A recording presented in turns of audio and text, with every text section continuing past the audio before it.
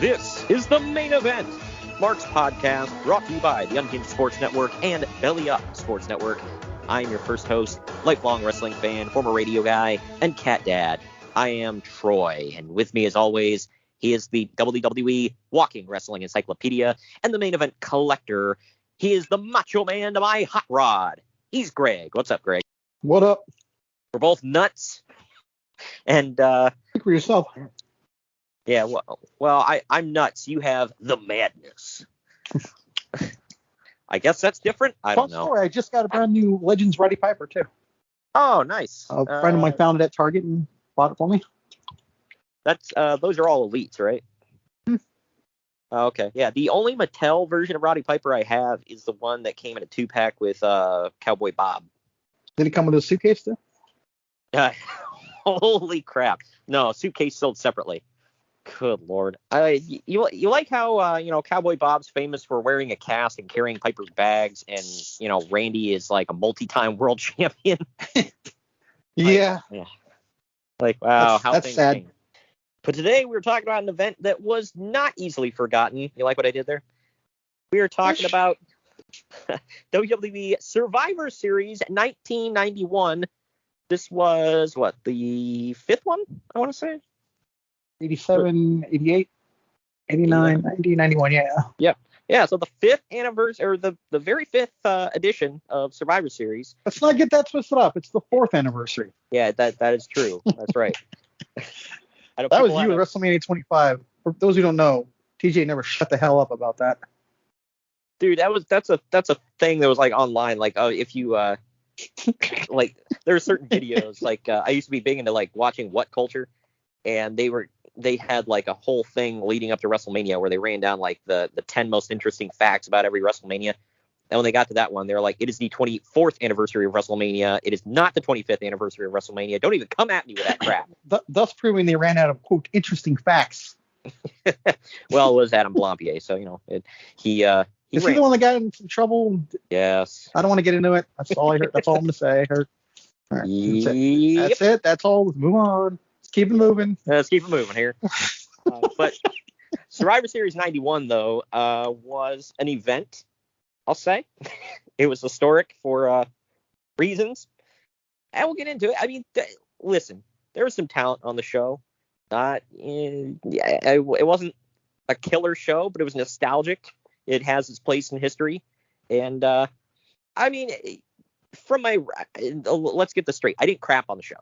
All right, and my ratings aren't terrible, but I gave nothing a 5-star rating on the show. Nothing from this era was going to get a 5-star rating, but it was a fun watch, especially if you grew up. That's literally the highest compliment you can give to the show, or any show in this era, considering what we've already covered this year. Yeah, for anybody that doesn't know, 1991 was not exactly a banner year for great wrestling. Okay, especially in the NWA, WCW, whatever the hell you want to call it. I guess it was officially WCW at this point.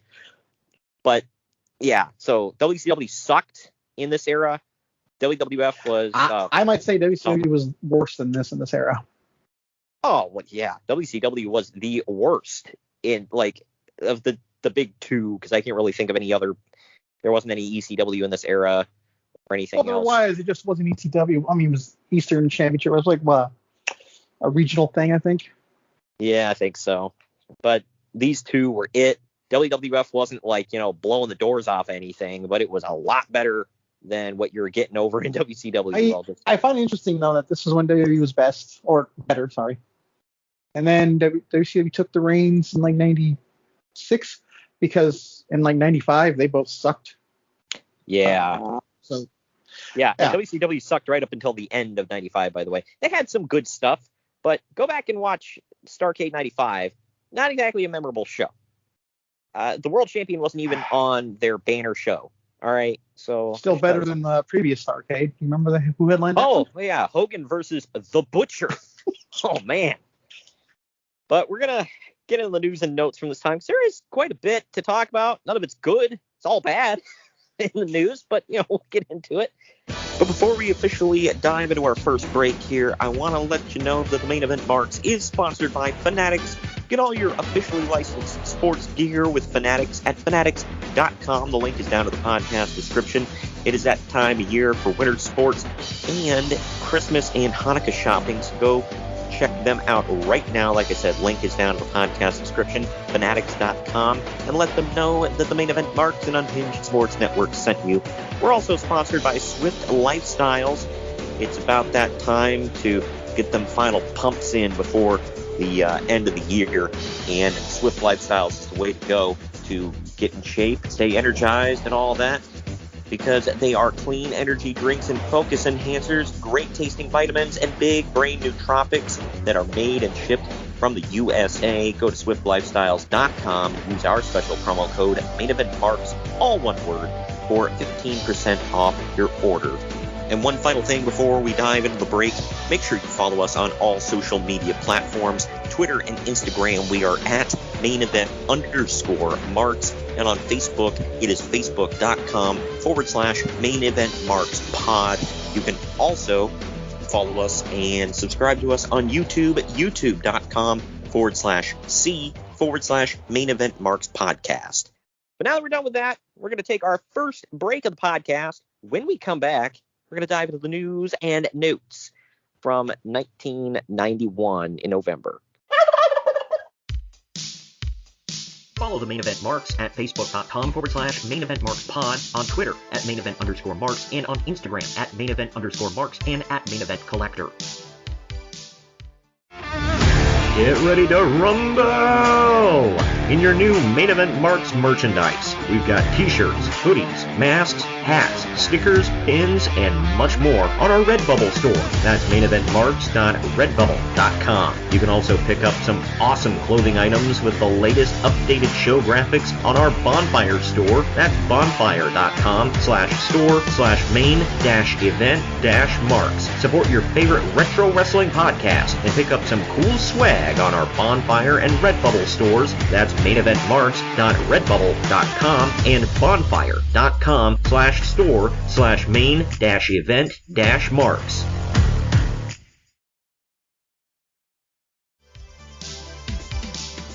The Main Event Marks are available wherever you get podcasts and on YouTube. Now back to the show. Now we're back. And we're back. We're going to take a quick break to let you know that Yeats aims to provide the most unique and high-quality sunglasses on the market at an unbeatable price. They're built from the latest manufacturing techniques. Yeats shades are made for comfort, durability, and big Yeet moments. And on top of that, a percentage of all profits go to beach cleanups and other community outreach programs. It's very important to us here at the Main Event Marks. No matter your style, their shades are here to help you chase your vision. Go to yeetsofficial.com and use our promo code BELLYUPPOD to save 10% at checkout. That's Yeets Official, YEETZ official.com, and put in that promo code BELLYUPPOD. That's BELLYUPPOD to save yourself 10% at checkout. And one more thing here is we want to encourage all of our listeners to follow us on all social media platforms. I keep up with all of them, as does Greg. Follow us on Twitter and Instagram at mainevent_marks. You can follow Greg as well at Main Event Collector. He posts stuff about the podcast, wrestling, and figure collecting, not just wrestling figures as well on there. So keep up with him. And follow us on Facebook at facebook.com/main-event-marks-pod, and subscribe to our YouTube channel. It's youtube.com/C/main-event-marks-podcast. We have great dynamic content on there for you, posted every single week, as well as a complete list of the podcast archives you can check out. Now let's dive headfirst into the news and notes. The WWF becomes the first promotion to actually test for steroids after months of empty promises and outside pressure from the media. By a staggering coincidence, quote unquote, the first round of testing came the day before Inside Edition and Entertainment Tonight were about to air a story concerning how the WWF promised steroid testing and didn't deliver. The WWF claims that it isn't a completely coincidental thing, and in this case, they might not be completely full of crap. since the Florida State hearings on regulation of wrestling pretty much demanded testing be in place shortly after November 5th. This is all because of Billy Graham, right? I don't know. This was like they were investigating Zahorian at the time. So it's ironic that we're talking about this now because,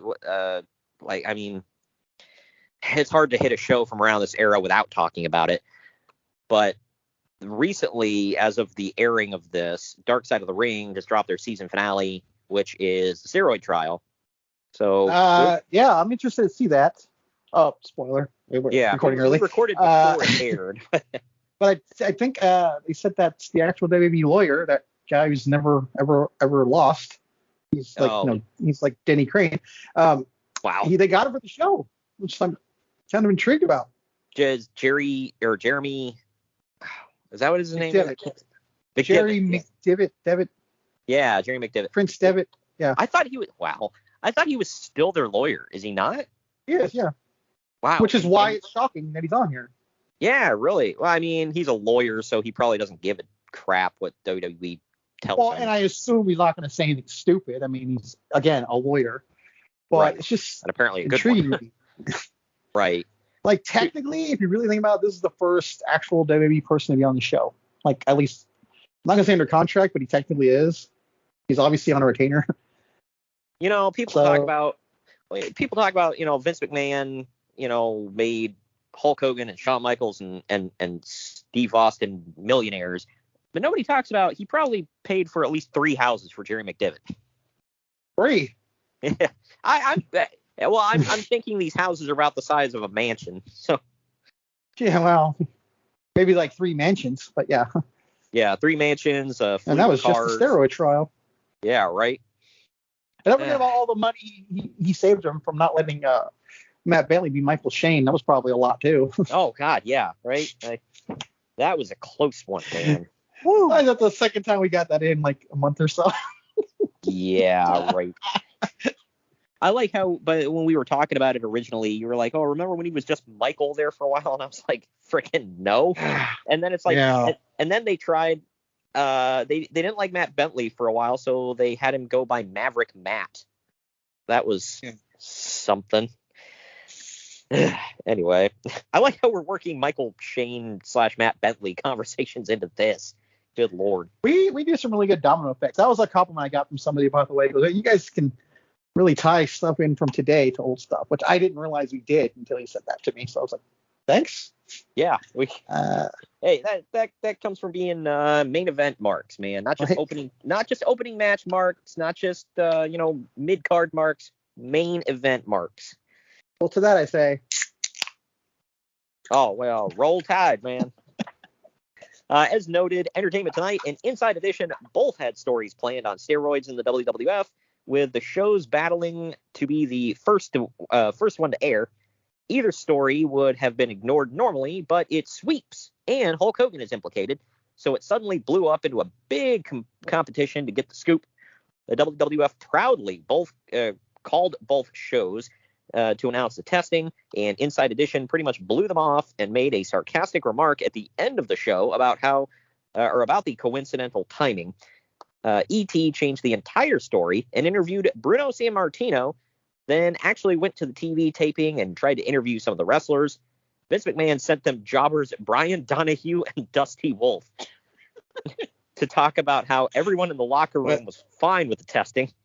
With prepared speeches, no doubt. Oh, well, yeah. I didn't tell you this the other week, but they said there's an incident on a WCW Saturday night where Dusty Wolf was wrestling and Dusty Rhodes was on commentary. And they said apparently that short-circuited Dusty Rhodes' brain because he kept calling him the wrong name, and then he'd call himself Dusty Wolf, and then finally he just gave up, started calling him Steve Wolf or whatever. Okay. Like, what the hell? I love Dusty, but holy crap. Well, he was never the brightest bulb on the tree, but wow. All right then. Anyway, I'm really insult. Look at what he did with his career. It's fine. I'm talking about commentary, by the way. Well, he was a common man. I'm talking about commentary specifically. Let's get that clear. He was not the genius, baby. He was a common man, Yeah, not a commentary man, but yeah. What the? Wow. But anyway, those two jobbers talked about how they were fine with the testing, although they themselves were not tested. However, the interview was then intercut with a Vince soundbite where he claimed that every wrestler would be tested, which omitted the technicality that it was only contracted wrestlers and not jobbers, and thus made Vince look like a big fat liar. Vince then called the show, furious about the misleading edit and questioning the credibility of Bruno, who clearly had an axe to grind, and Alex Marvez, who dared to question the WWF's commitment to testing after announcing it 5 times and not delivering. Is that Bar Brady? Did we really get him in this? In 1991, we got Officer Bar Brady. And that's when I masturbated to Game of Thrones. I know it was wrong to masturbate, and I know it was especially wrong to masturbate while on duty. Having beef with the WWF, man. How about that? And now he's getting back at them by being on, the company that's putting them under. Oh, well, yeah, right. Well, and clearly he's, very talented. That's why they bury him in the back and have him stand there and hold the mic during interviews. Whatever. This whole thing was a mess, man. It's just everybody and their brother was like, let's dogpile on wrestling. I get it. This was a big story. I'm not excusing it, but it's just good Lord. Really had nothing else to do. Yep. Let's go after wrestling. The local early 90s had a lot of stuff going on too. I don't know if this is exactly when the whole Rodney King thing happened and all that, but I'm like, really?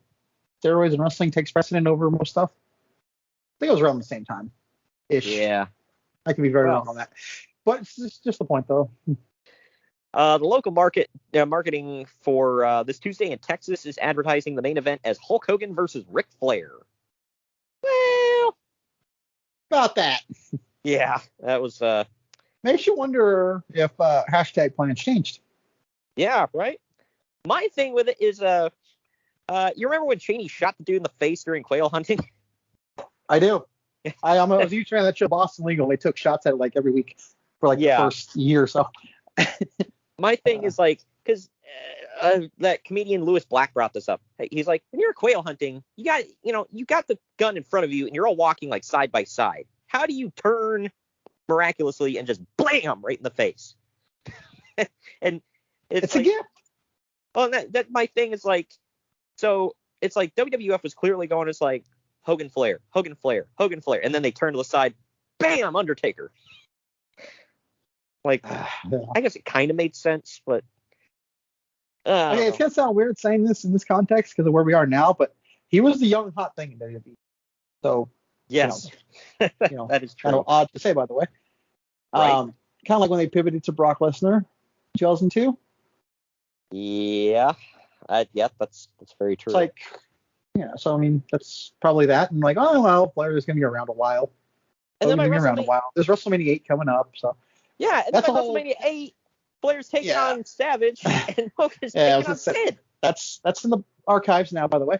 But yes, I don't know. I feel like it all kind of worked out. It could have been better, but it definitely wasn't crap. No, the Hogan or not Hogan, the Hogan match wasn't good. The Flair Macho match was better than Flair and Hogan would have been, but still, I don't know. We got it, 2 years later? Business-wise, it probably didn't outdraw it, but yeah, it was better. Oh, hell no, yeah. Oh, here you go, man. The WWF Returned to Oakland. Anybody listens to this knows, here you go, man. It's usually a bad thing. This one's actually not for bad things. It's because it's in your neck of the woods. The WWF Returned to Oakland. Yeah, Oakland. Sure. I'm not stealing Dayton's gimmick. No, I don't steal gimmicks. No, that's wrong. Oh, it's my gimmick, brother. But they returned with Hogan versus Flair 2, which dropped the crowd from 14,000 people to 5,000 people on the second go-round. Don't know how that's possible, but here we are. This was actually one of the smallest crowds Hogan ever drew in the Bay Area. Well, They did say that by this time it was running its course. Hulkamania? Yeah. I mean, certainly not to me, but, Oh, well, yeah. I mean, it's kind of like, C Nation there. It started fizzling out after a while. But then he returned this year, it's hot as wildfire. So, yeah, they're like, we saw you in all those movies that would definitely be on Spike TV if that was still a thing today. Well, this one, let's just say it's par for the course.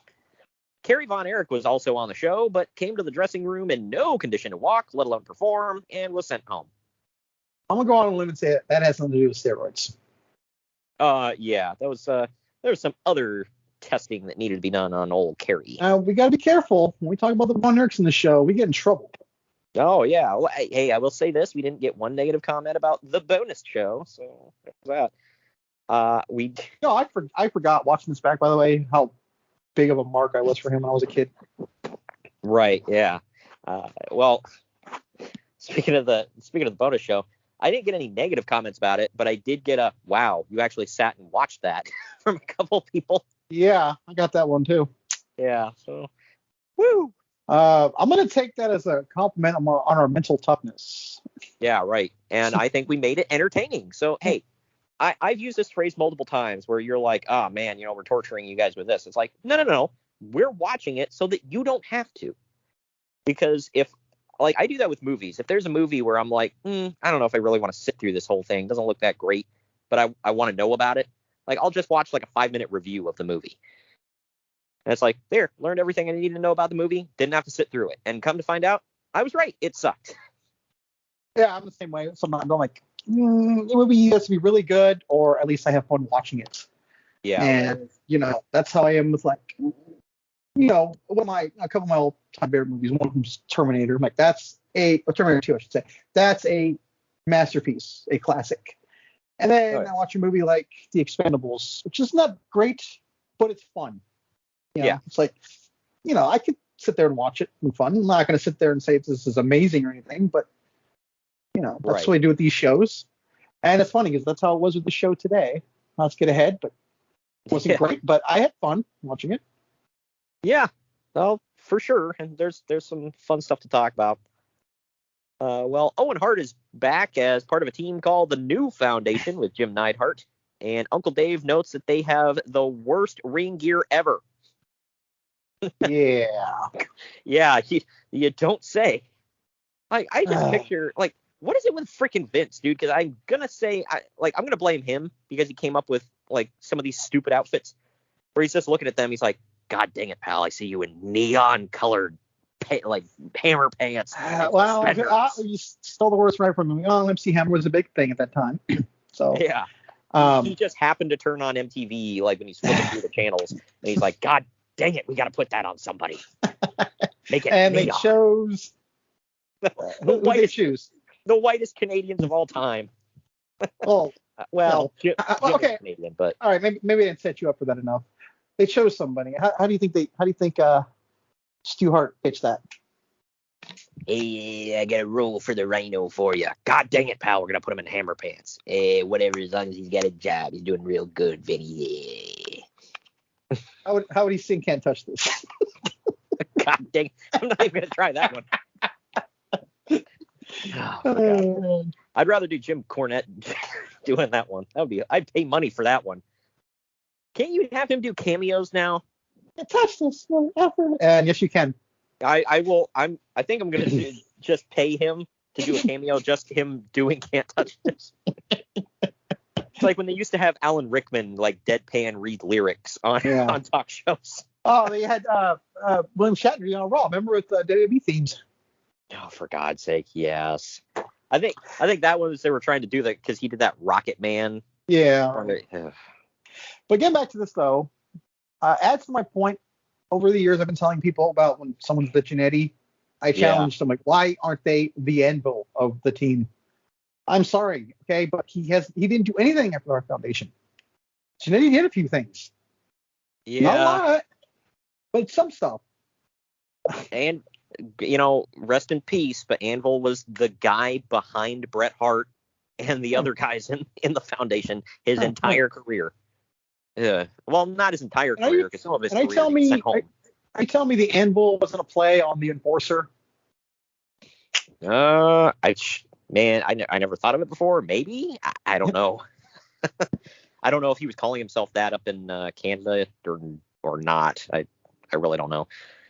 By the way, good call on Vince for this one, putting him in a singlet, because he was wearing like little trunks up in Canada, and Yeah. don't think that would have got over real well. He brought him back in 1985 as Who. Yes. God. Getting to the WCW side of things here. Last one, it's kind of a bleed over here. The NWA continued their attempts to get the world title belt taken off of WWF TV this week. This is not WCW, by the way. This is NWA, a different company for anybody that's getting confused. Because I know I sure was during this time. I still get confused thinking about it. Yeah, I know. Ric Flair has already given the big gold belt back, but now they want it removed from the 300 stations that carry the weekly WWF programming because it's robbing the NWA of their symbol and brand. I think that was taken a while ago, guys. The WWF's response was, quote, "A belt's a belt." A championship, how? Kind of ironic, by the way, you say that. I know, right? Here's my thing. Why didn't they just have them put like a little disclaimer or stamp on there instead of doing all this editing? Yeah, I know. And if you go back and look at the old title, there wasn't a logo on it. It just said World Heavyweight Wrestling Champion. Yeah, actually, matter of fact, I think WWE put their logo on it when they brought it back for Triple H in 2002. They put the logo at the top. Yeah. So WCW put theirs up there first in the late when they brought it back, and then WWF did it. No doubt because of this. Right, yeah. Well, because this was just the world title at the NWA. And then, you had others. And then it became the World International title, and that's a whole different podcast. God, yeah.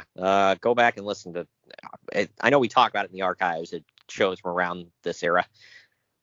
But anyway, but the WWE voluntarily agreed to blur out the, quote, real world title from all their programming as a compromise. Sadly, despite their best efforts, most of the stations ended up airing the unblurred belt anyway, for some crazy reason.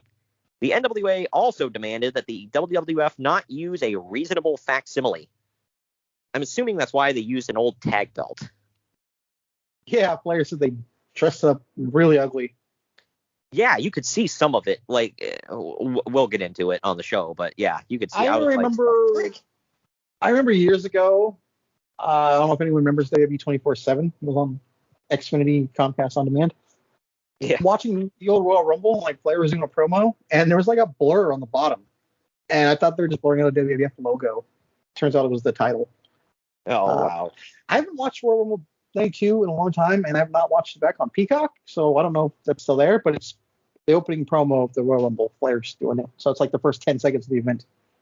Wow. Just interesting. Yeah, wow. I didn't know that. The Clash of Champions hasn't happened yet at this point, but Ricky Steamboat will have debuted as Dustin Rhodes' partner against the Enforcers on the show. WCW actually sent the WWF a letter basically saying, if you have a problem with this, tell us now, and they didn't get a response, so they're free and clear to proceed. Okay, more ironic stuff there. Yeah, right. You can't show that on your TV, but we're going to do this on ours.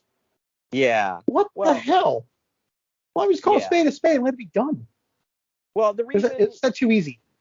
Well, for anybody that doesn't know, it's like, well, why were they asking WWF permission to use Ricky Steamboat? Because he had just been fired / quit, depending on who you ask, from the WWF like a week or two before this. So second time, third time. Third time, really? Damn.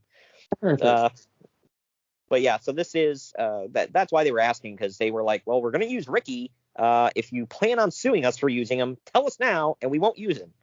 And WWF never responded, so they're like, okay, we're good to go. The court, and then I guess if they went to court, they would have saw no problem with that. I guess. Well, they're like, we gave you a chance, you never responded, so there you go. I don't think that would fly, but whatever. It's under the bridge at this point. Maybe. Yeah, I don't know. I don't think WWF cared at this point about Ricky. They're like, whatever, he's gone. He gone. Probably because they were taking over the Thunder with their world title. Yeah, right. This, man, I did not know this was the reason, but WCW has banned all blood in the wake of the Magic Johnson story. Yeah, well, that's news to me. I did not know that's why. So, was it if it's even in there, but is it the thing where he was at the arena and he's bleeding on the sidelines and they got to patch it up and he's going to go back in the game? I thought this was when he came out and said he had AIDS. Right. But So- I'm thinking it has something to do with the fact that he was, after having said that, he was bleeding during one of the games. Oh, And God. like his personal manager was like taping him up. This is a big thing. They were talking about, like, it was on the Magic Johnson 30 for 30, I think it was. And his manager's on the sidelines taping him up. Wow. I had no idea. Keep in mind, like, AIDS is kind of a new thing at this point. So Yeah. it's like, I'm not saying, it's okay to be around. It's like, no, it's okay to be around someone with AIDS that's bleeding. But it's a little more okay now. Well, like, yeah, his manager was stitching him up on the side, and his reason for it, he goes, well, I'm his personal manager. If I'm not going to go around him when he's bleeding, why should these players go around him when he's not bleeding on the court? It's an interesting documentary for people to watch. It's on ESPN Plus. It's on the Magic Johnson story.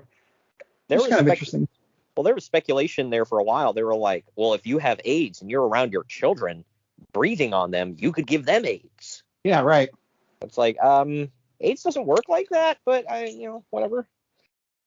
To be fair though, when it was new, people didn't know. They didn't know.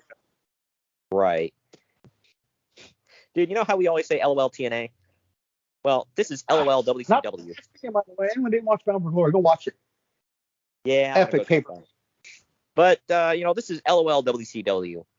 Lex Luger's contract runs from March to March, and one of the stipulations is that he only has to work a certain number of contracted dates, and WCW has pretty much burned through them all. So now they're pulling him from everything but the big city shows, including the Tour of England. And now there's serious talk of actually putting the belt on Rick Steiner at the Clash of the Champions just to get it off of Lex before the contract expires completely. I'm trying to do the run in my head. I don't like looking it up, but I know he leaves very soon to go to the WBF. And he can technically be on WWE TV because he's not a WWE performer. He's a WBF, which is not wrestling. Yeah. I'm trying to figure out who had the title after him. Sting beats Luger at Super Brawl Dose on February 29th. That's right. Okay, just came back to me. Okay. Yeah. So Luger held that thing for 230 days, by the way. He was their guy. Yeah, at that time. Besides Sting, after Flair left, who the hell else did they have? I guess you could say Barry Windham, but I don't know if he was exactly like setting the woods on fire. Now they did run with Rick Rude for a while. Yeah, Rick Rude, remember, didn't even get there until Halloween Havoc. So, or like right before Halloween Havoc. Well, I'm just thinking of Flair leaving, Flair returning. Yeah. Well, at this time because they didn't even have Vader yet, I don't think. Or if they did, he wasn't Vader yet. He was just Vader, the guy from Japan. Yeah, because Vader debuted at, I want to say, earlier this year, maybe. I think it was at that Super Bowl. No, he was because we just reviewed Halloween Havoc 1991, now in the archives, and he was in the Chamber of Horrors. So he's been there. I just don't know how long. I feel like it was at a pay-per-view, though. Yeah, I remember. It was probably the Great American Bash, because that was the one before this. He debuted against Tom Zank. I specifically remember that. Oh, the F and Z man, dude, yes. Well, hell freaking yeah, man. Yeah, he... That's getting someone over right there. Well, damn straight. Yeah, because he was... Well, wow. no disrespect. Yeah, I actually liked him when I was a kid. That's a true story. And by the way, that is correct. He debuted at the Great American Bash in 1991 when he defeated Tom Zank in a little over 2 minutes. Man. But yeah. So, dude, I used to love his song when I was a kid because the lyrics were just, yeah. Right. But yeah, this reminds me, speaking of LOL TNA, they did the same thing with Rob Van Dam and TNA. Do you remember that? Yeah, I was about to chime in and say that, but you were still going. I want to interrupt you, but yeah. Oh yeah. I only know that because of Eric Bischoff's podcast. So. Yep. I had heard something about it before that, but I didn't know if it was true. But when Bischoff confirmed it, I was like, mother of God. That's just like, how do you do that? And it's not just like some dude. He's your world champion. The F, dude. Kind of like when someone forgot to, I guess, switch over Malachi Black's contract to the 90-day no-compete clause. Accidentally gave him 30. Yeah, right. It's along those lines. Well, you see this negligence in NWA and WCW. Like, I want to say they had like a rotating door of people running it at the time, didn't they? Yeah, I think so. Just something's bound to fall through the cracks. Well, I want to say it was Jim Cornette that was talking about. You remember when Iron Sheik was there for a while?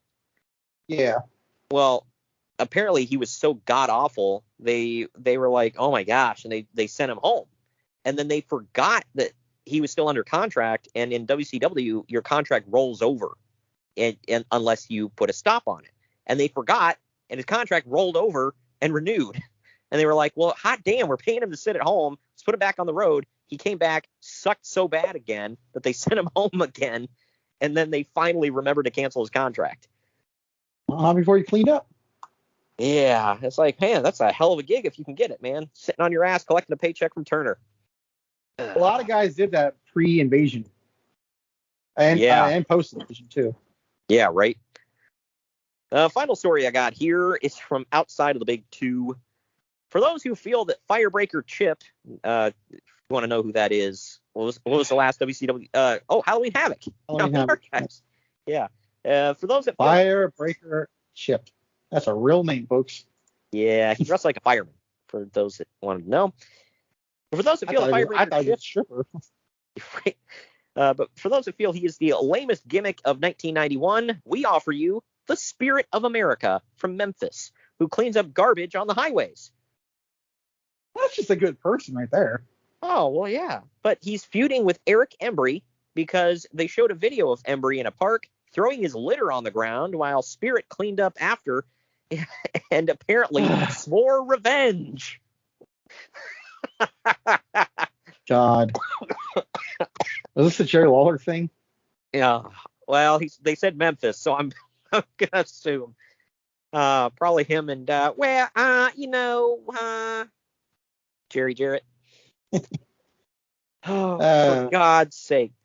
But so at the end of his promos, did he look up at the camera and it zoomed in on his face while he's got one single tear coming down his cheek? Oh my God. I hope people get that reference. It's so outdated. But was it the second or the first Wayne's World? The second one. Okay. Sock. Yeah. Yeah, go check that out if anybody wants a reference to that. Do you remember that episode of Friends when they're in the cab and they get locked out of the cab by accident and they got to call for help? Oh, yeah. Chandler's in the middle of his smoking Jag and he throws the empty pack on the ground. Yeah. And they're like, Chandler, there's a garbage can right there. And he goes, I thought if I threw it on the ground, that crying Indian would come by and save us. Oh my gosh, that's effed up. Final part of the story, though, as expected, the debuting Gravedigger was a horrible Undertaker impersonator. Okay, when you say Gravedigger, I thought you were going to mention the Monster Truck at those shows. Yeah. Nope. Just who the hell is Gravedigger? I have no idea. I don't know who the Spirit of America is either. So. All right, well, that does it for the news and notes. You ready to dive into Survivor Series, man? Kind of am. All right, well, we're going to take a break. When we come back, Survivor Series 1991. Follow the Main Event Marks at facebook.com/Main Event Marks Pod, on Twitter at Main Event _Marks, and on Instagram at Main Event _Marks and at Main Event Collector. This message is brought to you by Belly Up Sports. No, just kidding. This is not an NWO promo. This is just me, Kyle Sullivan, aka Shaggy Von Doom, the host of Here in Puckburg on the Belly Up Sports Podcast Network. I have a hockey podcast where we talk about hockey fandom and the love of the game and where that leads you in this game we call life. Why am I on Main Event Marks telling you about this? Well, what if I told you I had one half of the world's greatest tag team, otherwise known as the Main Event Marks, the one and only Greg, Superfly Greg. He was on, and he was talking about his love of the game. So you might want to come over and check that episode out. And if you like what you hear, you can check out the rest of our incredible episodes with our incredible hockey community, from PHF, athletes, ESPN personalities, fathers of NHL players, and a whole lot more. Come by, follow the show, give a like, give a subscribe, and it'd be great to have you here in Puckburg. But enough about me. Let's get back to what you're really here for, the main event marks, because they are the cream of the crop. Oh yeah.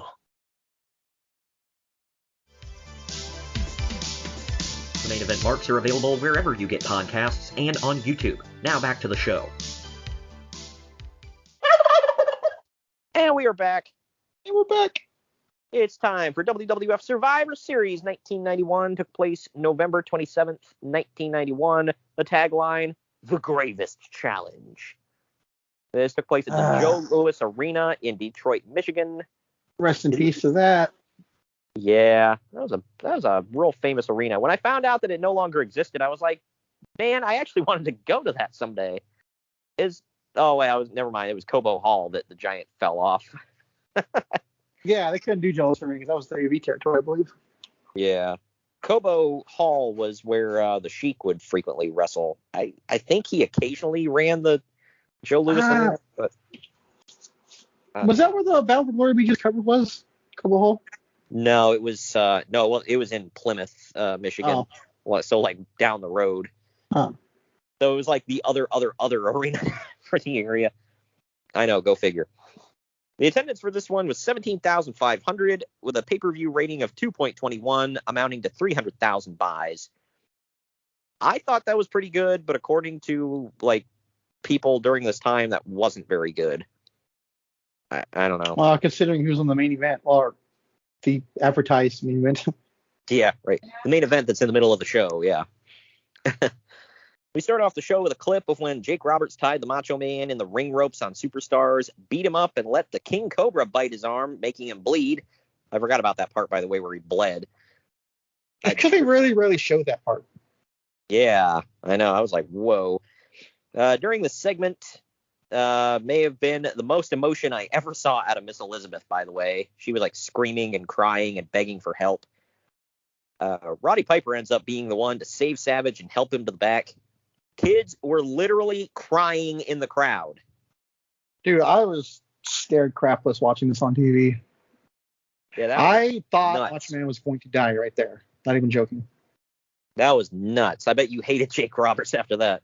I did, which is kind of funny because, like, I could be wrong on this, but I feel like that was the very first, like, big heel turn I experienced as a kid that really made me hate someone's guts. Yeah, that was a big thing, especially at the time. And this really shows you, like, even during this time, like, wrestling was still real to some people, man. I mean, that was a big deal. Like I said, freaking kids were bawling their eyes out in the crowd, dude. Like they were really upset. Yeah, let's not get ahead because we're gonna. That's something. No.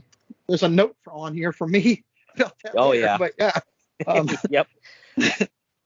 But we then see WWF President Jack Tunney saying that he demands an explanation from Jake Roberts.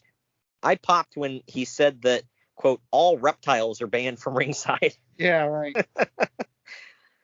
Tunney says that again, not to get ahead, but the promo Jake does later, it's just interesting. I know. Yeah. He's just so damn good, and I forgot about how great he was until I saw this. But yeah, that's why I was always a big Jake fan, and it like pained me to see what happened to him. But yeah. Tunney says that he's reinstating Macho Man Randy Savage to take on Jake the Snake Roberts at this Tuesday in Texas. Wasn't Macho Man just like a commentator at this time? He was. I don't even know the whole story about why he was coming back or why he even retired WrestleMania 7. I've never understood it. I think I've always been like... yeah, that's right. WrestleMania 7, Warrior beat him to retire him. Okay. I remember that now. I just don't, off the top of my head, even as we speak, I don't know why he was, quote, retired. Was he injured and took some time off or what? I don't know. That's what I'm wondering. I got to do some more research on that. So... but he also says that he will not allow Jake to compete at Survivor Series, so he's making the main event a 3-on-3 match instead of a 4-on-4. Jake Roberts was actually pulled to even up the sides after Sid Justice's injury, and Uncle Dave notes that it's a double whammy on Jake because it pisses off fans because he was advertised up until the day of the show and then pulled at the last minute for no real reason. And then it also makes Jake look like a geek because no one really cared about his absence, and he's been bombing as a house show main eventer anyway. Wow. When he says bombing, does he mean like attendance, wrestling wise? What? That's what I'm wondering. It's like, so it's like, because people had reactions to him, so that's not it. Yeah, that idiot though. I mean, you can mean a million different things. Yeah, I know. I go back to your comment the other couple weeks ago when you said nobody in like the 80s was paying to see Jake Roberts. They were happy to see him when they paid to see Hogan. Right. We now get some pre-show hype from Gorilla Monsoon and Bobby the Brain Heenan. And our opening match is Ric Flair, Ted DiBiase, the Mountie, and the Warlord with Mr. Perfect, Sensational Sherry, Jimmy Hart, and Harvey Whippleman. That's a rogues gallery for you. Taking on Rowdy Roddy Piper, Bret Hart, Virgil, and the British Bulldog in a 4-on-4 Survivor Series elimination match that went just shy of 23 minutes. Man. I mean, right you said there. Rogues Gallery. You might have spoken early or late. I don't know. Yeah. So we got Ric Flair, Ted DiBiase, and those other two. What the hell, man? And then the other team. No, Piper. I forget. By the way, did they mention Ted DiBiase bought them? No, did he? I don't know. It was like they use that for every Survivor Series or everything, like early or late numbers in the Royal Rumble. DiBiase bought it. No. Wow. No. Yeah, no, they didn't mention that for this one. I like the explanation that if Ric Flair wears the NWA title, Jack Tunney says that he'll distort the video so that we can't see it. Flair clearly has a WWF Tag Team title on, but a black splotch is put over it on video so that we can't see. The crowd is on fire for Piper, by the way. They blow the roof off when he comes out. Sherry tries to get involved, almost loses her dress, and then is kissed against her will by Roddy. Why is that her thing? I'm just now noticing that. Yeah, it's funny because the other one is in the match with her. Yeah, right. The referee completely ignores the British Bulldog pinning the Mountie. He literally runs over him to ignore him. That's what got me. But Flair hits a double axe handle off of the top onto Bulldog and pins him for the first elimination. Next, Warlord gets a full Nelson on Virgil, but Bret hits him with an axe handle off the top to the back of the head, and Roddy Piper pins Warlord for the elimination. Eventually, everything breaks down, and the referee disqualifies everyone who is in the ring, which does not include Ric Flair. Therefore, Ric Flair wins. Uncle Dave says this is one of the worst finishes in history, but he gives it 2.5 stars. I give it 1.5. I thought the match kind of sucked. What say you? I gave it 1. I thought it really sucked. Yeah, like. When was the last time you gave 1 star anything with Ric Flair and/or Roddy Piper in it? And Bret Hart. And the Warlord. Yeah, and freaking wow, shut the F up. And Ted DiBiase, like, there's some talent in here. And then you got, Virgil didn't completely suck. We make fun of him, but he didn't suck. Warlord sucked. Mountie was not very good. Bulldog didn't suck. So just, I don't know, man. This is weird. I might argue that right here, Bulldog's in his prime. Yeah. Oh, yeah. Bret hasn't even begun to peak yet. Oh, yeah. Well, he was huge, body-wise. Yeah, I think this might have been Davey's biggest. If you've been paying attention to the podcast up until now, yeah, anyways. Yeah, right. After the end, Roddy Piper and Bret Hart beat up all the remaining heels before they run for the hills. Mean Gene Okerlund is standing on a platform in the crowd now and introduces Macho Man Randy Savage, who gets a standing ovation. Sitting back there thinking. Of course. When asked about his experience getting bit by the King Cobra, Savage says that he was sick and delirious, and he couldn't see or hear anything except for Miss Elizabeth crying. Savage then hypes this Tuesday in Texas before introducing Miss Elizabeth. She basically comes out just to tell people to buy their tickets for this Tuesday in Texas. And I guess to let us know that she's now accompanying the Macho Man again. So there you go. But this... That's going to play a huge part, by the way. Yeah, I still haven't watched this Tuesday in Texas yet. We got an announcement about that at the end of the show, but yeah, we'll save that for the end of the show. This next match, I tweeted about this one, man. Colonel Mustafa, the Berserker. Oh, sorry. I was thinking about right before we start recording this thing. Oh, yeah, man. It's Colonel Mustafa, the Berserker, Skinner, and Hercules with General Adnan and Mr. Fuji in their corner. That's a hell of a team, pal. They're taking on the Texas Tornado, El Matador, Hacksaw Jim Duggan, and Sergeant Slaughter in a 4-on-4 Survivor Series elimination match in a 14.5. It went just shy of 14.5 minutes. All I can say about these teams is asses in seats. Take Dude, my damn money. I thought this was the best match of the night. Oh, well, yeah, nothing held a candle to it, man. Mustafa's eliminated first by Sergeant Slaughter with a Slaughter Cannon. Next to be eliminated is Hercules after El Matador hits a jumping forearm to his back before pinning him. So first of all, his name's Chico, and the name of that move is the Flying Lord. Jalapeno. That's only if he does the forearm to the face, Greg. Gosh. This one I think flying? Are you calling Bobby Heenan wrong? Maybe. I don't know. But you can rot in hell for that, dude. Good Lord. Straight to hell. El Matador makes a blind tag later, and Sergeant Slaughter schoolboys Skinner to eliminate him. Oh, man, I thought he was going to be the sole survivor.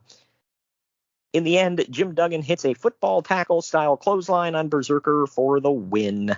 Uncle Dave gave this 3/4 of a star. He couldn't even bring himself to give it a star.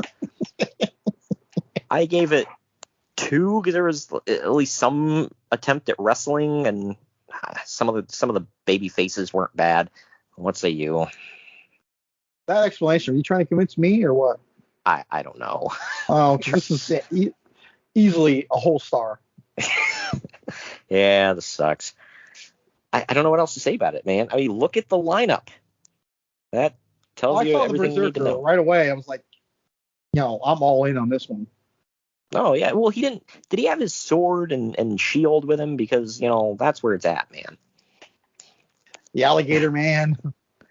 Oh, Lord. Freaking Skinner. I'm like, he doesn't even look like a guy who would be in a wrestling ring. Like, he looks like a guy who you don't want to ask directions from at from the Speedway. What do you not get about this? Yeah, right. He looks like one of them guys you pull up to, like, at one of them gas stations in the middle of nowhere, and he's, like, spitting his chew. And you're like, excuse me, sir, how do you get to how far to the next town? And he's like, you ain't going up there, are you? Depends on let you live. Yeah. Which way is it in town? Right back the way you came. Better call your mom and tell your lover and make your peace with God. The hell. When I hear banjos. Anyway.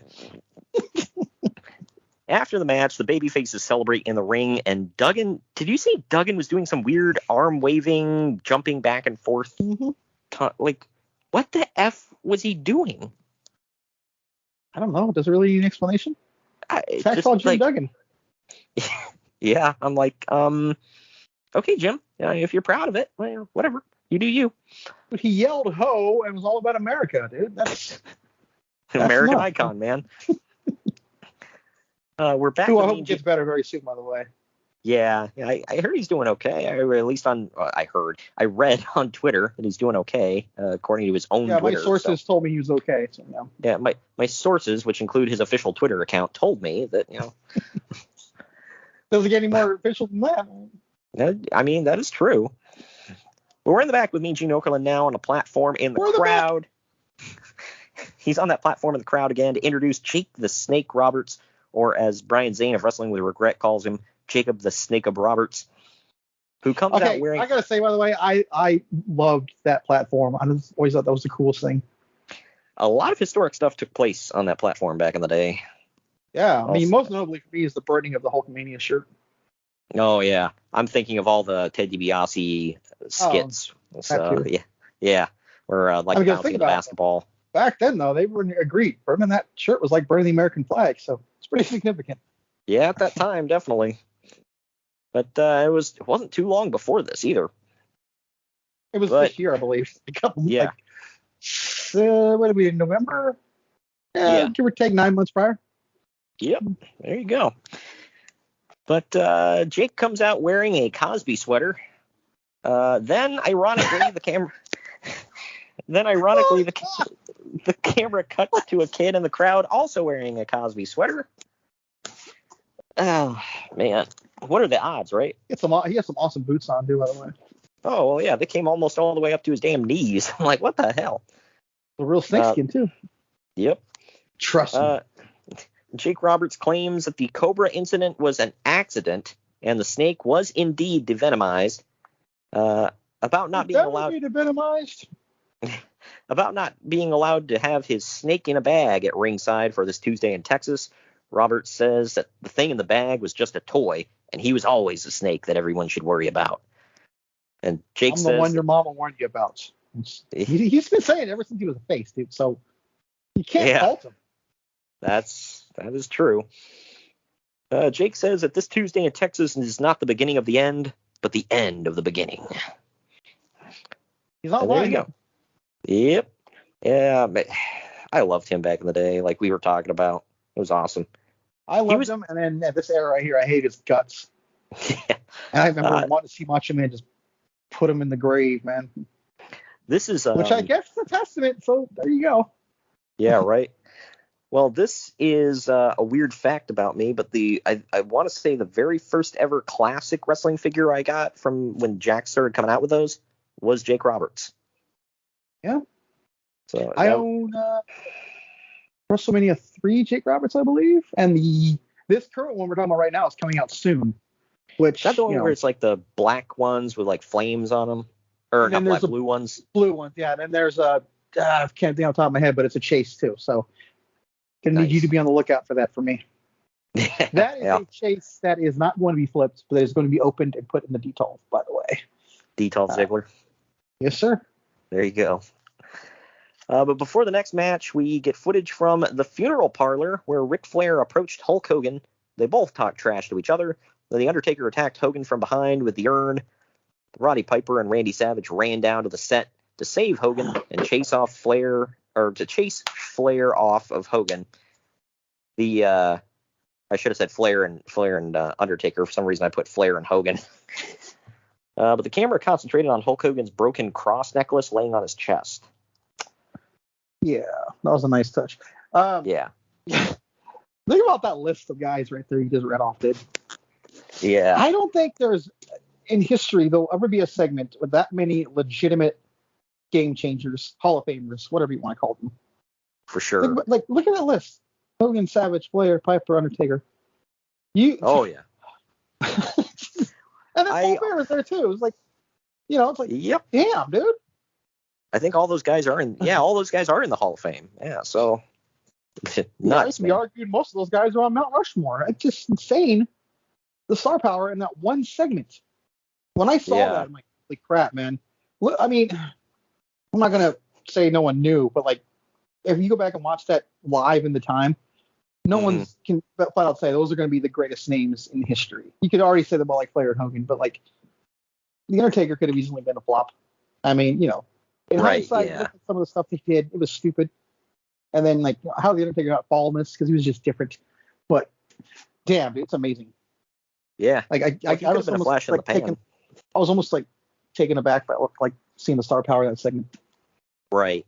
I always like somebody took there's a famous picture from this where Hogan's laying like on the floor between the two sets of guys, and on the one side you got Flair and Undertaker, and Undertaker's holding his urn and like they're swelled up, and then on the other side you got Macho and Piper with a raised chair in his hands, and the caption said, "So anyways, that's why me and my friends aren't allowed at Applebee's anymore." I don't know why that one. I love that freaking one. But anyway, this is Hulk Hogan defending the WWF World Heavyweight title against The Undertaker with Paul Bearer in his corner. This one went 12 minutes 45 seconds. Go figure. Now, I gotta point out, this is not a Saturday Night's Main Event. So like, why was the title match so early? Like after hearing Bruce Pritchard's podcast, like I get it now looking back at it because he had really good logic. People all go to sleep early, so put that on first. What the hell was the point of that on pay-per-view? You've already got the money. It does not matter at this point. Right. I'm thinking they wanted to hype that main event tag match, keep people interested in that. And also, I think so they could play out the aftermath of the main event. Right. But also, I'm looking at it too. I'm like, but the two top things on this for Flair coming into WWE, and he opened the damn show, the WWE title, smack dab in the middle. Yeah. Some people were arguing. Whatever. I'm not a booker. I'm not saying this is what they should have done. I don't hate doing that. I'm just baffled by it because it's pay-per-view, and like I said, they've already got the money, so it's not like they need to cater to anyone staying up late like they did on Saturday nights. But well, some people at this time were arguing that like Flair's booking was making him seem like just another guy. Well, opening a damn pay-per-view doesn't help. Yeah, exactly. And he would go on to win the WWF title in 2 months. Well, actually, a month. Yeah, 2 months. But anyway, go figure. The crowd lost their freaking minds for the Hulkster. There was a casket at ringside, and during Hogan's entrance, he tips it over. Like he just takes it and freaking flips it. I love that. Yeah. Undertaker dominates most of this match, with Paul Bearer even getting involved. Hulk eventually battles back and body slams the Undertaker as Ric Flair comes to ringside. Hulk slides out and shoves Flair down. Hogan hits the big boot on Undertaker, gets held up by Paul Bearer while going for the leg drop, and the referee turns his attention to Bearer. Undertaker then gets Hogan up for the Tombstone. Flair slides a chair in, and the Undertaker hits the Tombstone on the steel chair for the win. The crowd blows for the title change, by the way. I was a little shocked at that. Uncle Dave only gave this a half a star. I gave it 2.5 for average. What say you? I gave it 2. It wasn't the worst piece of crap ever. But no. Going back to what we were talking about earlier, though, did you see the kids after Hogan lost? They were devastated, man. Some of them were legitimately crying. That was probably me, too. I can't remember right now, but... The Undertaker killed him. Oh, and then he's like doing I guess some of it was a sell job, but some of it was legit. His neck hurt after the match, and he was selling the hell out of it. People speculate. People to this day that say it wasn't true. The thing is, I like the logic. Somebody pointed out, they're like, well, what I think happened, if you look at it, was Undertaker didn't jam his head on the ground. He was securing him so much, and securing his head up against his legs. They think he jammed his head into his thighs, which makes sense, because if you look, his head's like a mile away from that chair, so he did not connect to the mat. And we're not talking about a cruiserweight holding him either, by the way. Right? Yeah, because and if you look, when Undertaker hits that Tombstone, he's got a freaking death grip on Hogan because he does not want to drop him on his head. And I think that's why he jammed his neck. Well, you'd be dropping your career on his head if you did that. Exactly. But yeah, so I think he held him with a death grip, no pun intended. And when he went down, he probably jammed his head in his thighs. Total fun. It worked out. And so I think, and Hogan doesn't know. He just knows I went down and my neck got jammed. So for all he knows, he did connect with the ground. But I don't know. Either way, apparently that's why there's still bad blood between those two to this day. I do believe that he went his whole career getting medical attention because he was nonstop from 84 to now. Yeah. So right. I'm thinking a lot of buildup and that maybe one little thing flipped or something. You never know. Yeah, because nobody really did a move like that to him before. They said he was actually afraid to take it, and Undertaker had to convince him to take it. What move is he really taken before this? Think about it. Yeah, no real big finish. His big feuds, past couple ones were Sergeant Slaughter, Camel Clutch, Macho Man, the Elbow, Piper, the Sleeper. I guess Earthquake, body slam. Earthquake did sit on him. I'll give him that, but yeah, well, he was never picked up and dropped, right? Ever. So this is kind of a first. I guess I didn't think about it like that. And Hogan's a big ass dude, so I get it. But after the match, officials get to the ring to attend to Hulk Hogan. Some moron in the front row keeps standing up just to get in the camera shot of hard cam. Did you notice that? Some drunk idiot with a ponytail. Maybe. I didn't write it down, but he popped up multiple times. Anytime, it's almost like he knew when they were on hard cam, because he would stand up and he would stand on his chair and wave his arms around so he blocked their shot, and he'd be like, "Woo!" Like freaking douche. Show us your boobs. What the hell? Hogan's playing up that his neck is really hurting him. And here's, I did put this. Kids were crying in the crowd, and adult fans looked legit concerned as well. There was one woman. Like, when was the last time he was beat this soundly? I know. Well, there was a woman in the front row they kept showing all night that had like a frilly dress on. It looked like something Miss Elizabeth would have like turned down. That's so 90s. Yeah, right. And she was like, they zoomed in on her face, and she looked like somebody just crapped their pants right in front of her. She had to just look like, what the F? Yeah. I think I know you're talking about. Right. However, Hogan walks to the back under his own power. He staggers, but he walks to the back on his own. Nowadays, everybody rips off that thing where, they're on the gurney being wheeled out and they pop up the thumb. Like everybody just kind of does that now. That to me is a football thing. Yeah, they've done it in wrestling a few times. And then there's the Vince McMahon. Daniel Bryan do it? I think so. I just remember Vince McMahon, instead of popping up the thumb, he flipped the crowd off. That was in Memphis. I remember that. And I remember because Jerry Lawler took offense to it, apparently. Wow. Backstage, Mean Gene Okerlund is going on about how concerned he is about Hulk Hogan. Well, yeah, because that's your meal ticket, Gene. Besides that 900 line. Literally his. Yeah, right. I mean, he's, don't get me wrong, I love him. Forever legend. But, man, he's famous because of, well, let me tell you something, Mean Gene. That's why he's famous. Let's be honest. His name wouldn't be Mean Gene without Hogan. So I think that was Jesse Ventura, actually. Or was it? Okay, yeah, okay. Well, I stand corrected. Yeah, I stand corrected with that one. So I was correct with what you're saying. That is correct. Yes. There it is.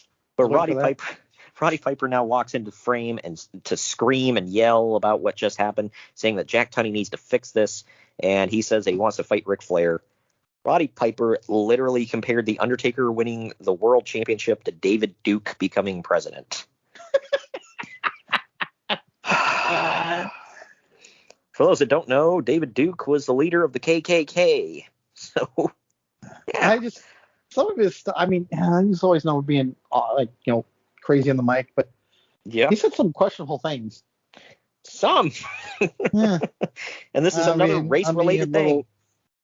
I'm not doing it justice, but yeah. I remember when he told Saddam Hussein he was going to pay out of the nose. Like, what the hell does that mean? What the hell? I'm telling you, Saddam Hussein, you're going to pay out. I'm charging you double, and you're going to pay out of the nose. What the hell does that mean?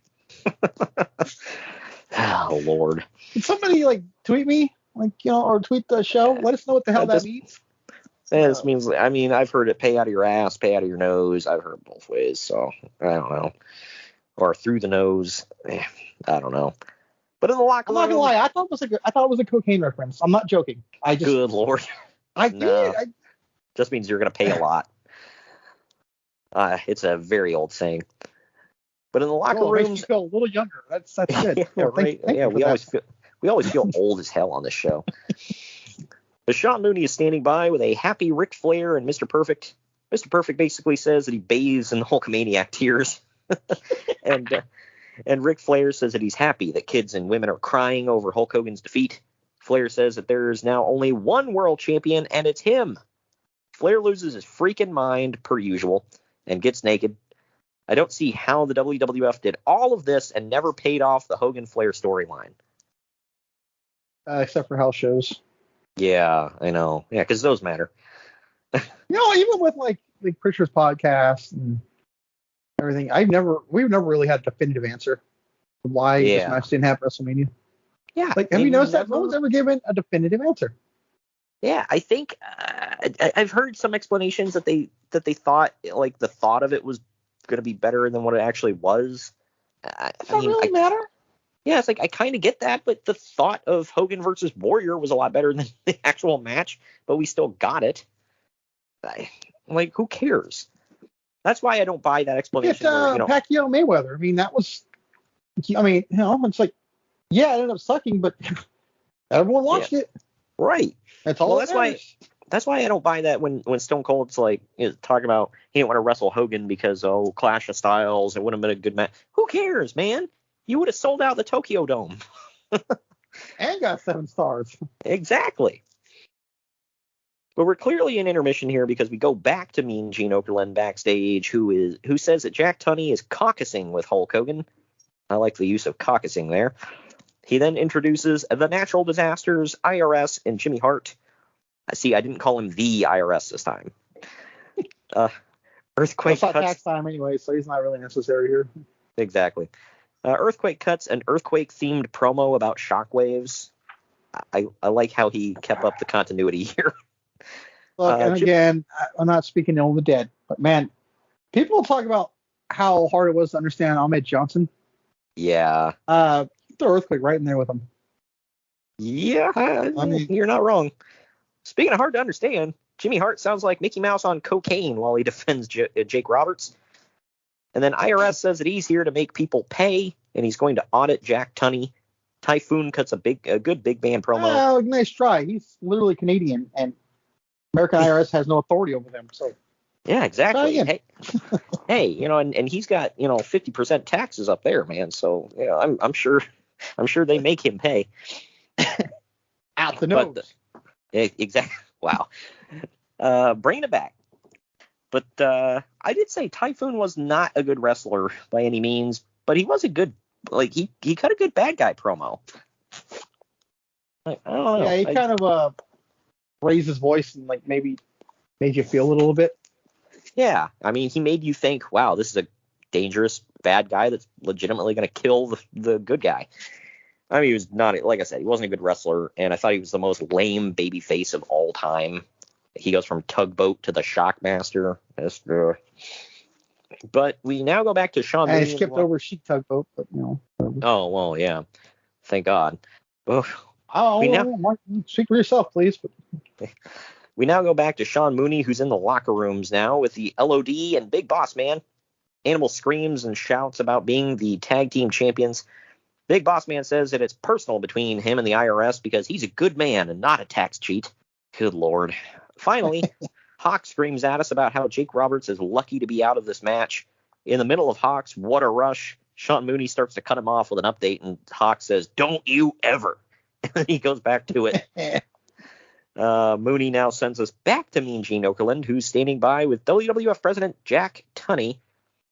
Mean Gene tells Tunney that what happened during the WWF title match was disgusting.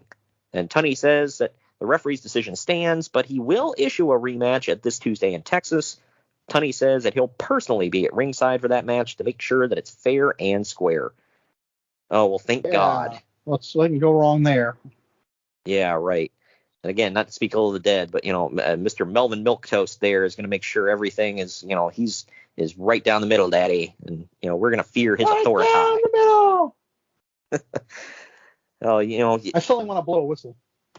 Exactly. Hey, if there's one person that you need to respect his authority, it's Jack Tunney, man. We now get another 4-on-4 Survivor Series elimination match. It is the Beverly Brothers of Bo and Blake Beverly and the Nasty Boys of Brian Knobs and Jerry Saggs. They are with The Genius and Jimmy Hart. They're taking on the Bushwhackers, Luke and Butch, and the Rockers, Shawn Michaels and Marty Jannetty. This one went about 23 minutes. Bushwhacker Luke was the first to be eliminated when Knobs clotheslined him off the middle rope and pins him. Butch is next to go after the Beverly Brothers pop him up in the air and bring him down with a face buster. That looked ugly. By the way, were you thankful that the first two out were frickin' Luke and Butch? A little bit. I just kept thinking to myself, though, he's not going to go in the back and wash his hands. After taking a big dump. Good Lord. For anybody that hasn't been new listeners of the show, we were at WrestleCon one year, and they were there, and Greg was in the restroom and saw that, well, one of them had been in the stall taking a dump, got up, and left without washing his hands, and then shook hands. Story. It's a real story. And you felt the need to approach me. It was like, hey, don't go shaking the Bushwhackers' hands. One of them took a dump and didn't wash. Because I felt like you were going to make a beeline to go see them. Oh, well, of course. Yeah, if I'm going to meet anybody, screw Demolition. I had to see the Bushwhackers. Good Lord. They had a line an inch long. Then after getting my beat up for God. after getting beat up for a while, Shawn Michaels backslides Bo Beverly to eliminate him. Next, Marty Jannetty picks up Jerry Sags for a body slam and accidentally kicks Shawn Michaels with Sags' boots, leading to Shawn being schoolboyed by Brian Knobbs for the elimination. Shawn gets firing mad and shouts at Marty and then starts pushing him in anger before leaving. This leaves Marty alone against three men. Finally, behind the referee's back, Marty rolls up Sags in a small package. Knobbs rolls the pile over, and Sags eliminates Marty for the win. Uncle Dave gave this 3.5 stars. I gave it 2.5 for at least average. What say you? I gave it 2, but this is the only Survivor Series match I was really into. Yeah, it was the only decent one on the card. Not to spoil the main event or anything, but I mean, come on now. And the main event didn't. I'll say this: I didn't think the main event sucked. I thought this one was just the best of the night. But with the main event coming up here, I think we're going to take our final or second to last break, rather, of the podcast. And when we come back, we're going to get into all things main event right after this. Follow the Main Event Marks at facebook.com/Main Event Marks Pod, on Twitter at Main Event _Marks, and on Instagram at Main Event _Marks and at Main Event Collector.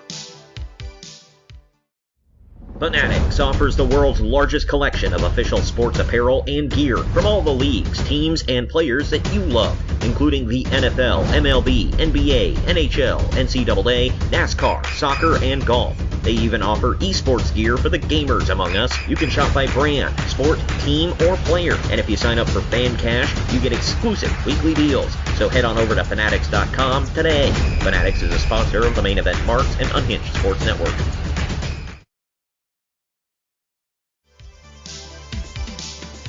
The Main Event Marks are available wherever you get podcasts and on YouTube. Now back to the show.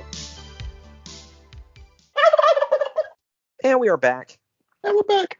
Before the next match starts, after the heels come out, IRS grabs a mic and calls everyone a tax cheat, but says that the big boss man is the biggest tax cheat of them all. Wesley Snipes would like a word. The main event here is the natural disasters, Earthquake and Typhoon, and IRS with Jimmy Hart in their corner, taking on the big boss man and the Legion of Doom, Hawk and Animal. This is a 3-on-3 Survivor Series elimination match that went just shy of 15.5 minutes. Even in 1991 in the WWF, LOD still got that Road Warrior pop. They're the Man, best. when they came out, man, the crowd freaking lost their damn minds. You I felt feel like, it, man. yeah, right. I feel like that last match was kind of AWA heavy, and this one was kind of NWA heavy. Yeah, I can see it now. Yeah, because you had Big Bubba Rogers and the Road Warriors on one team, and then you had Mike Rotunda on the other team. Well, Syracuse. wow. The first elimination comes when the refs get distracted and the IRS blasts the boss man in the back with his briefcase. And he called the IRS again, folks, if you didn't catch that. Did I? He did. Well, whatever. That's your thing. That's it. Go for it. That's it. That's what he's called. That's what you call him from now on. Yeah, I got to. We're all about continuity here. So Exactly. Later, the stupid referee gets distracted again, and Hawk ducks while IRS accidentally blasts Typhoon in the face with his briefcase, leading to Hawk eliminating Typhoon. Earthquake then goes off on IRS, almost starting a fight with him. Earthquake then ends up leaving with Typhoon, forfeiting, because, you got to protect Earthquake, man. this is leading somewhere, though, to be fair. Well, after IRS starts getting double-teamed by the LOD, he goes to walk out, but the big boss man comes out and chases him back to the ring. In the end, Hawk eliminates IRS with a flying lariat from the top rope for the win. Uncle Dave gave it 2 stars. I gave it 2.5 for at least average. What say you? I gave it 2. I really liked it, though. I was never bored. Bro, as a pure entertainment, or as a pure television viewer, bro, I'm entertained by this, bro. I wouldn't go that far, but yes. I mean, it is good, but yeah, I don't know. Backstage, Sean Mooney's in the locker room and says that Hulk Hogan refused an interview, saying, "Brother, I'd rather do my talking in the ring." Sure. That sounds all right. Yeah, because, Hulk Hogan frequently turns down camera time. Wow. After going back to Gorilla and Bobby for a minute, we go backstage in a dark, smoky part of the building with Mean Gene Okerlund. He's standing by with The Undertaker and Paul Bearer. Paul says that nothing is immortal, including Hulkamania, and at this Tuesday in Texas, The Undertaker will eviscerate him. The Undertaker then says that he he warned. used that word before Kane did? I didn't realize that. Just did. Yeah, right. The Undertaker says that they warned Hulk Hogan about what would happen. He then tells Mean Gene to take a look in the casket. He always has a casket right there handy, man. Where do you get those caskets from? I'm trying to come up with something more clever than Caskets R Us, but I'll just go with Caskets You don't R need Us. to. Yeah, Caskets ruin and the Coffins gimmick. R Us. But when The Undertaker opens the casket, we get a view looking up from inside at the faces of The Undertaker and Mean Gene. The Undertaker then leans in, says that all that's left now is the burial, and he slowly closes the casket. That was a pretty sweet final shot, if I do say so myself. Now looking back at it, why was this match a casket match? I don't know. They should have been. Did they have casket matches at this time? Because I know Undertaker. The first one in WWE would literally be a year after this at the next Survivor Series. Okay. Just thinking, I was like, no. Yeah, because missed that opportunity. They've done a few different gimmicks with Undertaker because he was doing like body bag matches, and then I'm going to assume they went with body bag matches because body bags were easier to secure than a casket. Yeah, right. And then I don't know. He literally just started building his own though at some point. Right.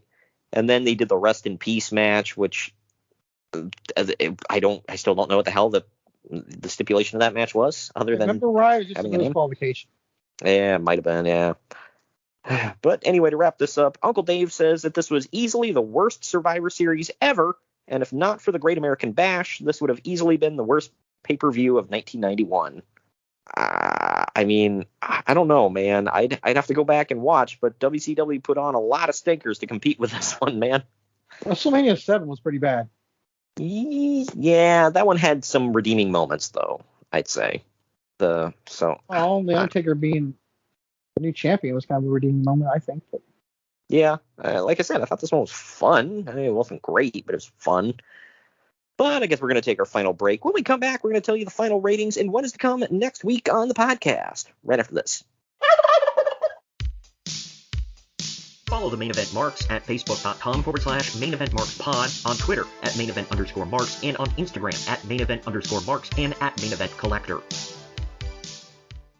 Good morning, good afternoon, good evening, and good night. My name is Thomas, and what's your name? I'm Alan. Alan. Oh, yeah. We're brothers. That's right. Yeah. Same mother and father. Your room was... Oh, we shared the room. Shared a room. We shared the room. Thought I knew your face. Yeah, we go way back, mate. Yeah. We should do a podcast then. We have. We do a podcast. We do a podcast. What's it called? The Broadcast. Yeah, that was planned. Yeah. Well. What do we do? Well, we cover all different things in the world of pop culture. We're talking about comic books, we're talking about professional wrestling, and we're talking about movies. Go back and watch classic retro wrestling events, the likes of WWE, WCW, and if you do like that, you can check us out on Apple iTunes, also on Podbean, Anchor, and on Podknife. Also check us out on Twitter at The Broadcast. That's BROKAST. Nearly stuffed up the ending. No, it's all right. Good on you. Yeah. Instagram also at The Broadcast Podcast. Remember, we don't spell it with a C. We spell it with a K. Salute, mate. Take it easy.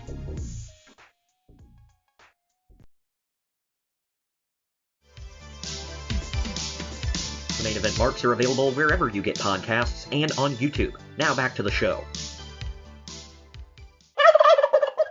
And we're back. The final ratings for this one. Internet Movie Database gives it 6.6 out of 10.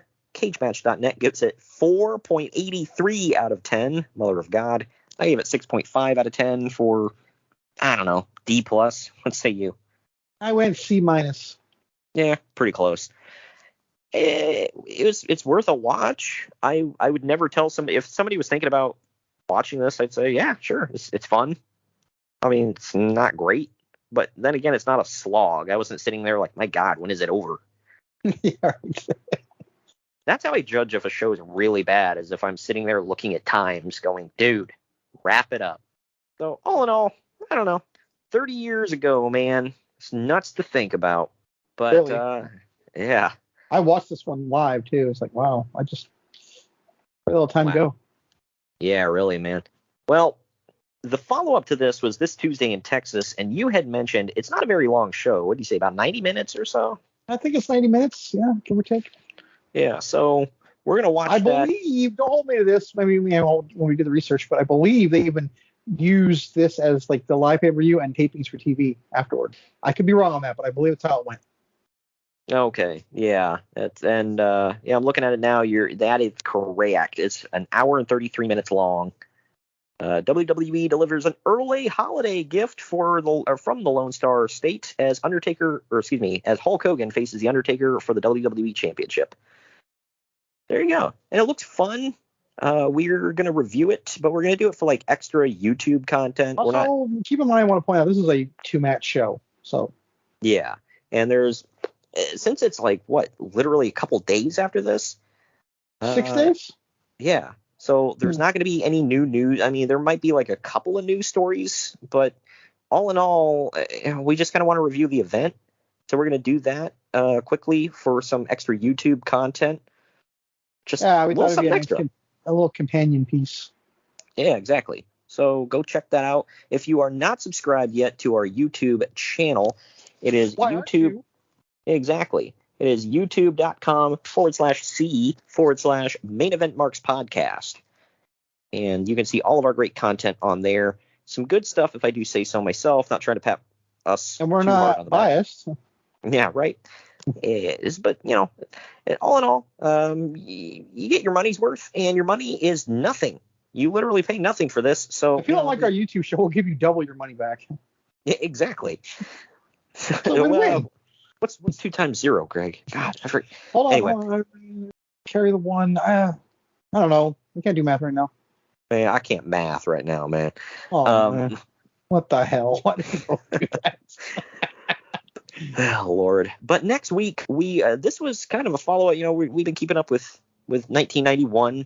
So, there you go. But next week, we're actually going to bring you the follow-up to something we did this just a couple of weeks ago, actually. If you've been keeping up with the podcast, on October 20th, we dropped TNA Bound for Glory 2006 for its 15-year anniversary. This is the very next show. Next week, for November 10th, we're dropping TNA Genesis 2006 for its 15-year anniversary. The main event is Kurt Angle versus Samoa Joe, and Kurt Angle's, I believe it's his first ever TNA match. Mm-hmm. So I'm very excited to watch this one back. I haven't seen it in 15 years, so this will be... Man, freaking 15 years, dude. 15 years. I know. That's nuts. But the week after that, just to let you know, we are covering another Survivor Series in 2 weeks. It is Survivor Series 1998, which is the deadly game. There was not one single Survivor Series elimination match on there. This was a tournament, bro. And, yeah. We're looking forward to covering that, and then that's double main event week. We're also bringing you on that Friday WWF Raw is War from November 4th, 1996. It's the Pillman's Got a Gun episode. It's got a gun. We're gonna, hey Brian, what you gonna do with that gun in your hand? I'm gonna shoot Steve Austin. All right then, that's short, sweet, and to the point. Austin 316 becomes Pillman 9mm. Yeah, right. And November 24th, we're wrapping up the month. Again, this is another one of those. We're watching it so that you don't have to. We're wrapping up the month with WCW Mayhem 2000. This actually may come out a tiny bit better than you think. Well, we're dropping it the day before Thanksgiving. So while you're eating that bird, gobble, gobble, listen to us talk about Mayhem 2000. Yeah. And give us thanks for it. Exactly. We probably won't earn it or deserve it. What are you talking about? Of course we do. We bust our ass with it anyway. But one more time, follow us on all social media platforms, Twitter and Instagram. We are at @main_event_marks. And on Facebook, we're facebook.com/main event marks pod. And YouTube, we're youtube.com/C/main event marks podcast. Also, I forgot to mention on Instagram, @main event collector is Greg. So go follow him. He keeps up with all the latest toy collection. Yeah, keeps up with all the latest figures, not just wrestling figures, but there are a lot of those. And that's the core. Yeah, exactly. So he shares the latest episodes on there of the podcast, but he also talks about figures and all that good stuff, collecting. So go check that out if you're into toys, bro. Oh, man, yeah, I like my toys, man. What the hell? Thank you for joining me today, Greg. Mm-hmm. And we will see you all next week with TNA Genesis 2006.